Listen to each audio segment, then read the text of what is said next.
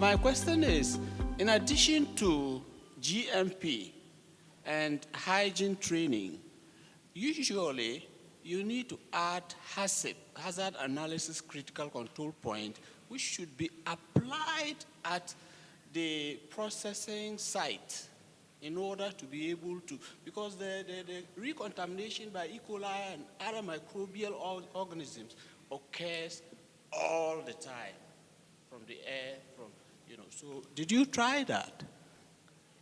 Yeah, it's similar to what you just asked, but I realized that despite the training, there was no difference between the trained ones and the untrained ones. And the situation in Ghana is not different from northern Nigeria, where raw milk, sale of fermented milk is very common. And however, the people who consume it will tell you that it's safe for consumption, despite the loads of those coliforms, as you said. So is there some immunity or something that prevents them from being affected with some of these things? I need to be educated on that. Thank you. Duration of the training for trained group, like 2 hours or 6 days or? In the diagram that you are showing power to determine milk quality, I saw that the farmer did not have a red box, but I think he really can determine the power, or he has the power to determine the quality. So maybe you can explain a little, and can you comment on the fact that prices are more or less given in the Kenyan milk price setup, because we find that there is no real response. There's no dynamism. It's like there's some kind of monopoly. Is that true or is not true in Kenya?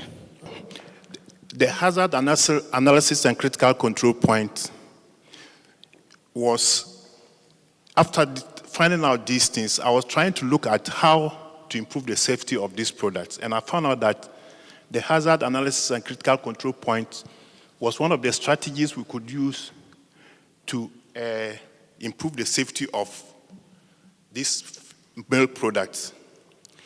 However, because I'm presenting on this microbiological safety of this, and I didn't dwell much on the processes that we could use to improve the safety of nono, but it included the use of starter cultures, using hazard analysis and critical control points to determine the critical control points and find measures of reducing risk at those points, and also probably using other methods such as the lactoperoxidase system, because refrigeration is poor in the rural communities and the cooling of the milk is not done at the various stages of the processing. These were some of the interventions I identified as a way of improving the safety of these products. I'll start with the first question, and I agree with you that farmers also play a role in determining milk quality.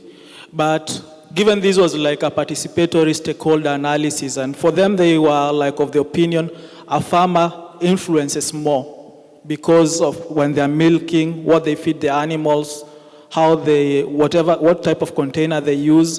So they had more power to influence milk quality, which is also power to determine, because anyway, so